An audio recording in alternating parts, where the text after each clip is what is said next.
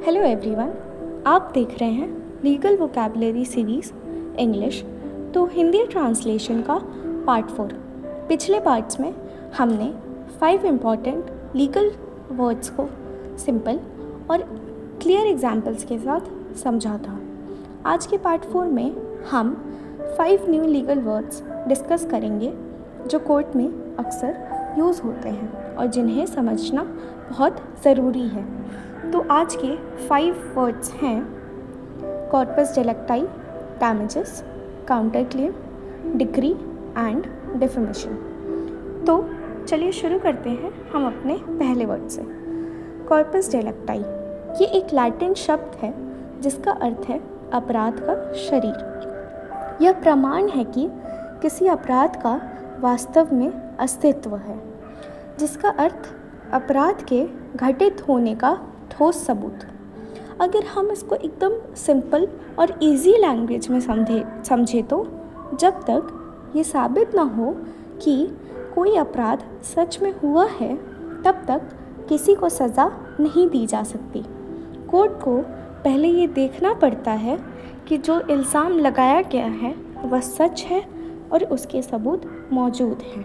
इसी को कहते हैं कॉर्पस डेलिक्टी। अब कॉर्पस डेलिक्टी के कुछ विशेषताएं हैं, जैसे यह अपराध के वास्तविक घटित होने का प्रमाण है।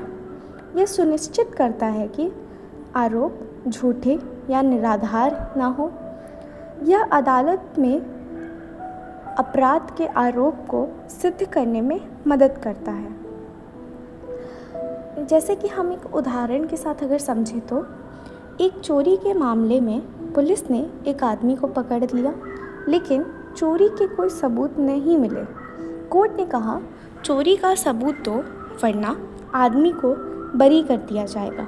यानी जब तक अपराध होने का सबूत ना मिले तब तक किसी को दोषी नहीं माना जा सकता। यही होता है कॉर्पस डेलिक्टी। अब कॉर्पस डेलिक्टी के 2 एलिमेंट्स होते हैं, यानी उसके घटक। पहला है एक्टस रियस, जिसका मतलब होता है अपराध का कार्य, मतलब अपराध को अंजाम देने का शारीरिक क्रिया। दूसरा होता है मेंस रिया, जिसका मतलब आपराधिक मंशा, अपराध करने की मानसिक मंशा। अब हमारा दूसरा वर्ड है डैमेजेस। डैमेजेस का अर्थ है किसी व्यक्ति को हुए नुकसान या हानि की भरपाई के लिए न्यायालय द्वारा दी गई आर्थिक क्षतिपूर्ति।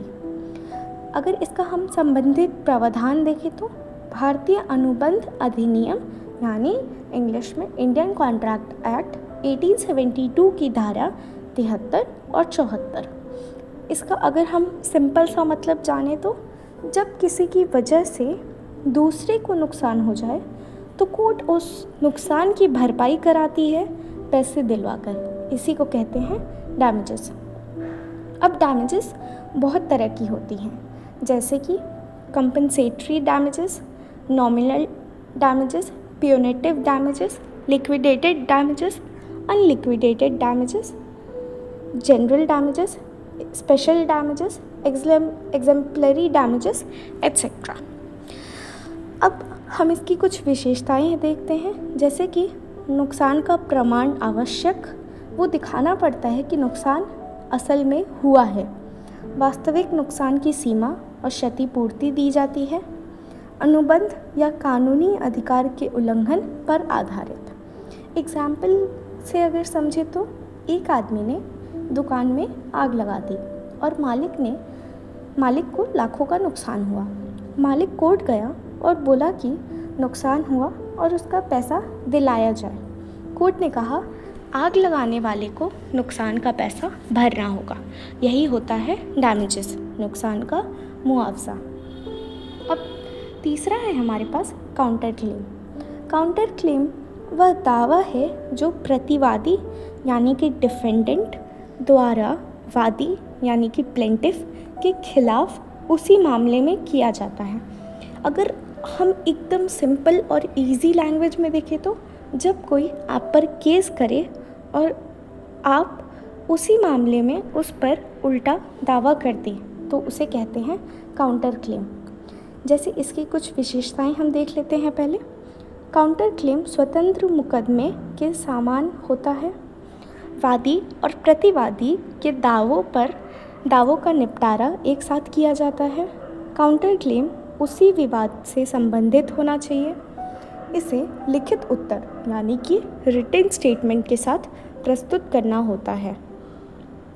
इसका मतलब जब कोई आप पर केस करे और आप भी उसी मामले में उस पर दावा करते हैं तो उसी को कहते हैं काउंटर क्लेम।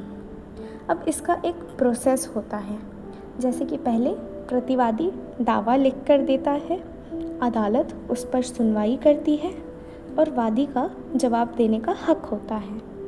इसका मतलब दूसरे की लड़ाई का जवाब उसी मुकदमे में देना और उल्टा अपनी लड़ाई भी डाल देना।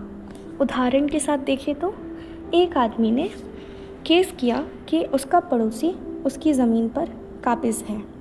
पड़ोसी ने जवाब में कहा कि असल में वही मालिक है और उसने भी उसी पर केस कर दिया उसी मुकदमे में, तो यही होता है काउंटर क्लेम।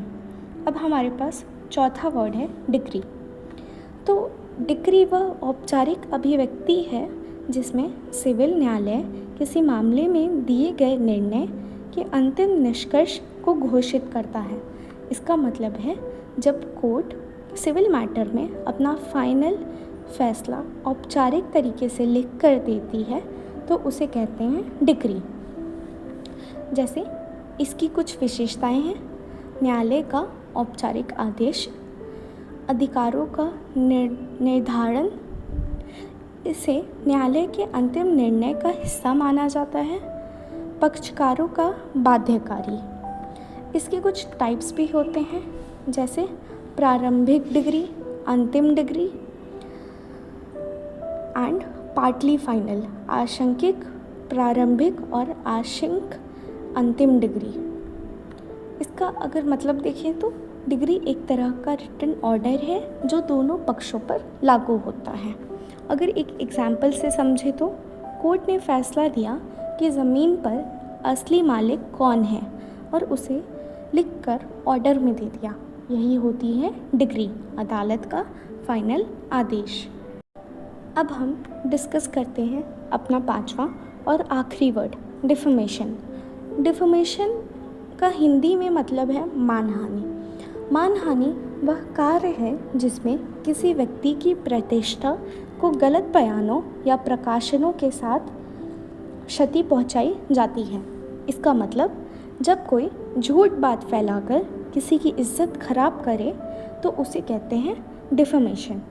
अब डिफेमेशन के कुछ एसेंशियल्स यानी कि आवश्यक तत्व होते हैं, जैसे कथन को झूठा होना चाहिए, कथन को किसी विशिष्ट व्यक्ति की ओर संकेत करना चाहिए, कथन से प्रतिष्ठा को क्षति पहुंचनी चाहिए, कथन को प्रकाशित या समेकित किया जाना चाहिए। अब डिफेमेशन के कुछ प्रकार भी हैं, जैसे लिबल यानी कि जिसमें लिखित तौर से मानहानि पहुँचे, स्लैंडर मौखिक जिसमें बोले गए शब्द या इशारे ऐसे हों कि वो मानहानि की तरफ इशारे करें। इसका मतलब चाहे लिखा हुआ हो या बोला हुआ हो, दोनों में ही मानहानि में आते हैं। जैसे कि अगर हम उदाहरण के साथ देखें तो किसी ने अखबार में झूठ लिख दिया कि एक व्यापारी चोरी करता है। उस व्यापारी ने कोर्ट में केस किया कि मेरी इज्जत खराब की गई है, यही होता है डिफेमेशन। तो दोस्तों, आज के पार्ट 4 में हमने 5 न्यू लीगल वर्ड समझे। हम इसका एक समरी कर लेते हैं। पहला है कॉर्पस डेलिक्टी, अपराध के होने का सबूत, डैमेजेस नुकसान का मुआवजा, काउंटर क्लेम प्रतिदावा, डिक्री अदालत का औपचारिक आदेश, डिफेमेशन मानहानि। पार्ट 5 में हम नए शब्दों के साथ फिर मिलेंगे। तब तक अगर वीडियो पसंद आए तो लाइक, शेयर और कमेंट ज़रूर करें। एंड तब तक हम मिलते हैं पार्ट 5 में। And thanks for watching.